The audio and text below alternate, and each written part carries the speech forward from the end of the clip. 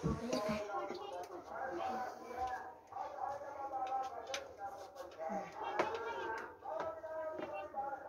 दोस्तों, कैसे हैं आप लोग। फिर से आप लोगों को अपने YouTube channel education for all में आप लोगों का स्वागत है। चलिए, आज का जो टॉपिक है वो प्रायिकता की उदाहरण नंबर 1 और 2 को सॉल्व करने का प्रयास करेंगे। और इसी क्वेश्चन को सॉल्व करने से पहले आप लोगों के लिए एक मोटिवेशन लाइन सुना दूं या एक शायरी सुना दूं, उसके बाद ही इस टॉपिक को स्टार्ट करेंगे। और इस टॉपिक को स्टार्ट करने से पहले एक आप लोग शायरी सुन लीजिए। कहावत है कि दिल की जख्म अब चेहरों पर दिखाई नहीं देगी। क्या है कि दिल का जो जख्म है वह चेहरों पर दिखाई नहीं देगी। और एक तुझसे बनाने के लिए, क्या है कि एक तुझसे बनाने के लिए सभी से झगड़े मोल ली है, अब तो मेरे पक्ष में कोई गवाही भी नहीं देगी, गवाही भी नहीं देगी। इसी मोटिवेशन लाइन के साथ या शायरी के साथ आज हम लोग क्या करेंगे, उदाहरण नंबर 2 को सॉल्व करेंगे। और इसके बाद हम लोग फिर उदाहरण नंबर इसके साथ ही साथ एक्सरसाइज को बनाने का भी प्रयास करेंगे। तो आप लोग अपने ध्यान को केंद्रित कीजिए और बनाने का प्रयास करते हैं। चलिए, आप लोग टेंशन ना लीजिए, हम सॉल्व करने का प्रयास करेंगे। ये 2 क्वेश्चन लिखा हुआ है, दोनों को कैसे सॉल्व करेंगे आप लोग एकदम ध्यान बना के रखिए रहिए, ठीक है। देखिए, कह है कि एक चित्त प्राप्त करने की प्रायिकता ज्ञात कीजिए। मतलब यहाँ चित्त प्राप्त करने का मतलब है कि कोई सिक्का को उछाल रहे हैं। क्या कर रहे हैं कि एक सिक्का को जब उछाल रहे हैं तो करे एक चित्त प्राप्त करने के देखिए, जब सिक्का को इस तरह से उछालते हैं तो चित्त नहीं तो पट आएगा, आएगा कि नहीं। एक सिक्का को उछालेंगे ऐसे तो चित्त या न तो पट आएगा। तो 2 को घटना हुआ, चित्त नहीं तो पट। तो वही कह रहा है कि एक चित्त प्राप्त करने की प्रायिकता ज्ञात कीजिए जब एक सिक्के को एक बार उछाला जाता है। जब एक सिक्कों को एक बार उछाला जाता है, साथ ही एक पट प्राप्त करने की प्रायिकता ज्ञात कीजिए। अर्थात एक चित्त और एक पट प्राप्त करने की प्रायिकता ज्ञात करेंगे। तो इससे देखिए, सबसे पहले हम लोग निकालेंगे नंबर ऑफ एस। क्या लिखेंगे, ऐसे लिखेंगे सॉल्यूशन में क्या लिखेंगे, सॉल्यूशन में लिखेंगे कि संभावित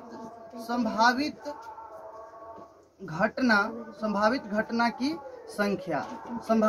की संख्या या इसी को बोलते हैं नंबर ऑफ एस।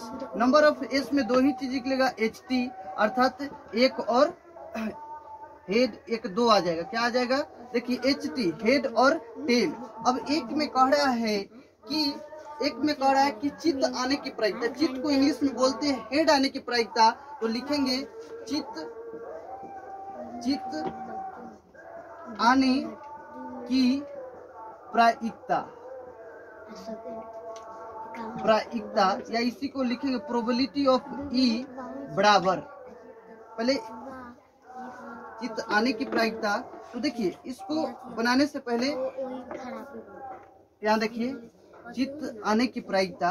तो सबसे पहले चित्त आने की प्रायिकता प्रोबेबिलिटी ऑफ ई बराबर नंबर ऑफ ई बट्टा में नंबर ऑफ एस ज्ञात करेंगे। तो नंबर ऑफ ई कैसे ज्ञात करेंगे, तो चित्त आने की संख्या इसी को बोलते हैं नंबर ऑफ ई। अब बराबर क्या होता है, नंबर ऑफ ई की संख्या क्या होगी, तो 1 होगी। चित्त आने की प्रायिकता, चित्त मतलब हेड आने की प्रायिकता 1 है तो 1 लिख देंगे। और बराबर में क्या लिखेंगे, तो 1 अब बटा में क्या, नंबर ऑफ एस कितना आया है, तो देखिए नंबर ऑफ एस ये 2 है तो 2 लिख देंगे। अर्थात 1/2 आ जाएगा, अर्थात 1/2 आएगा। देखिए, चित्त आने की प्रायिकता क्या हुआ, 1/2 आ गया। और कहेगा पट आने की प्रायिकता, तो फिर 2 नंबर में सॉल्व करते हैं ऊपर, इसको मिटा दे।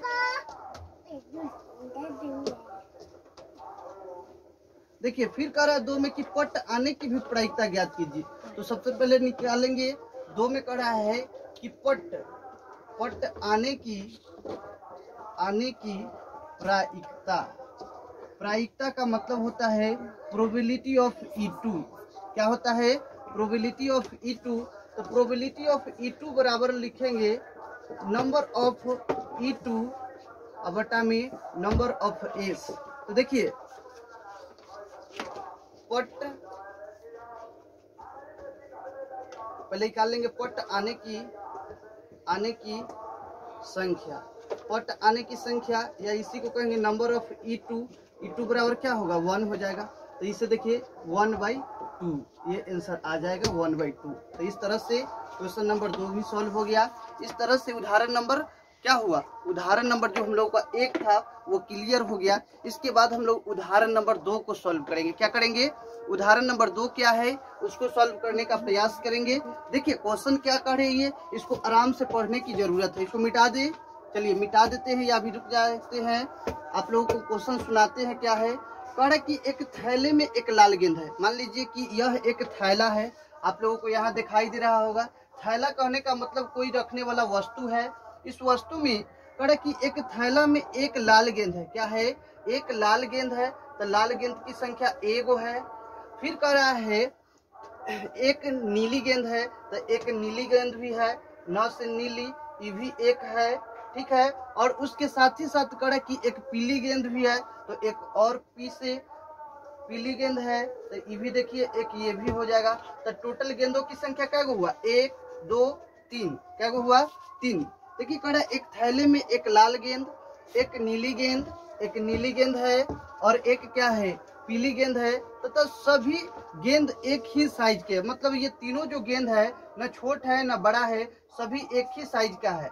हमसे थोड़ा सा ये फिगर छोटा बड़ा हो गया, लेकिन छोटा बड़ा है नहीं, सभी एक ही साइज की है। कृतिका एक लड़की का नाम है। क्या नाम है, कृतिका एक लड़की के नाम है जो बिना थैले के अंदर झांके, मतलब बिना झांके हुए हाथ लगा के इनमें से एक गेंद निकालती है। तो इसकी प्रायिकता क्या होगी कि वह पीली गेंद होगी। एक में कड़ा पीली गेंद, उसके बाद लाल गेंद, उसके बाद नीली गेंद, ठीक है।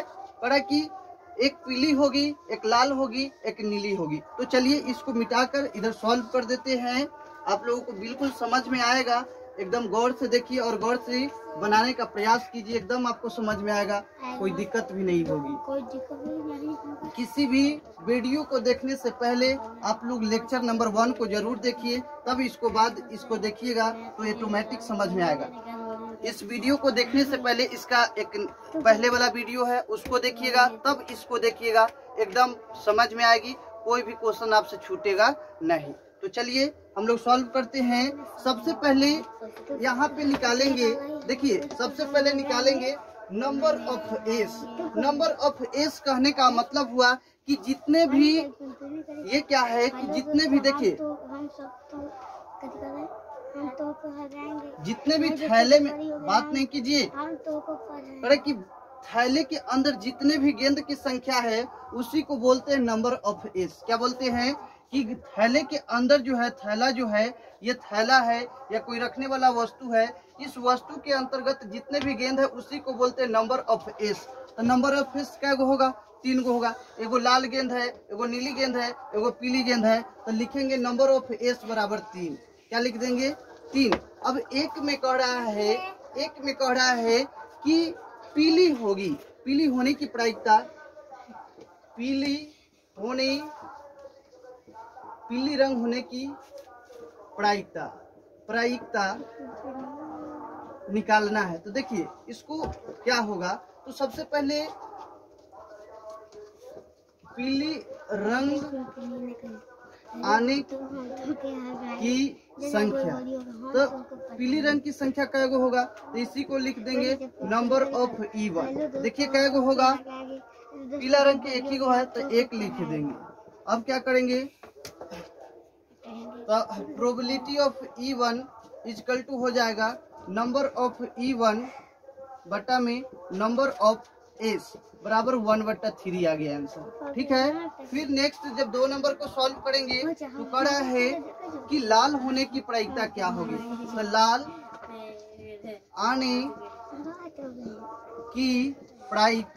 आने की प्रायिकता क्या होगा, तो इसे बोल देंगे नंबर ऑफ E2। क्या निकालेंगे, प्रोबेबिलिटी ऑफ E2। क्या निकालेंगे, प्रोबेबिलिटी ऑफ E2, और इसी को लिखेंगे लाल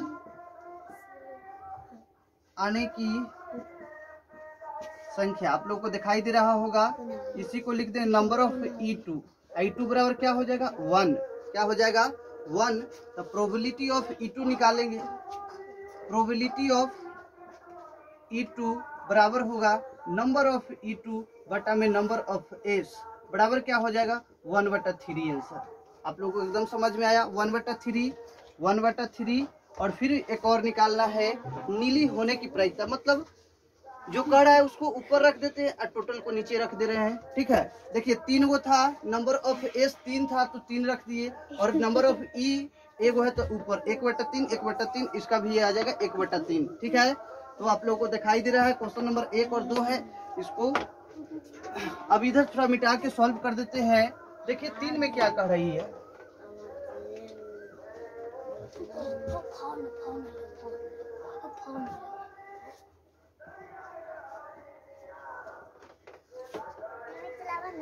देखिए अब नीली क्या है, नीली आने की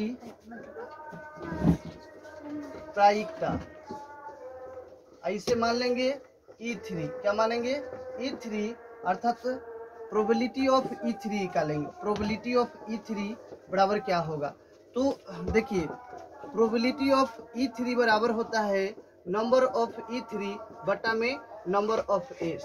तो नंबर ऑफ ए, देखिए नंबर ऑफ E3 ज्ञात करेंगे तो कितना आ जाएगा, 1 आ जाएगा। क्या आ जाएगा, 1। तो यहाँ पे क्या होगा 1 बटा में 3, यही आंसर आ गया। अर्थात तीनों को एक साथ जोड़ दीजिएगा तो प्रोबेबिलिटी का मान जो है 1 होता है। और ऐसे भी हम लोग जानते हैं कि प्रोबेबिलिटी का जो मान होता है 0 से बड़ा और 1 से छोटा के बीच में ही आता है। तो चलिए इसके साथ ही इस टॉपिक को एंड करते हैं। फिर अगला क्वेश्चन हम लोग उदाहरण नंबर 2 और 3 को सॉल्व करने का प्रयास करेंगे। Thank you all of you my dear student. I hope कि all student are good and fine. Then this question are understanding. जल्दी थोड़ा साथी करो।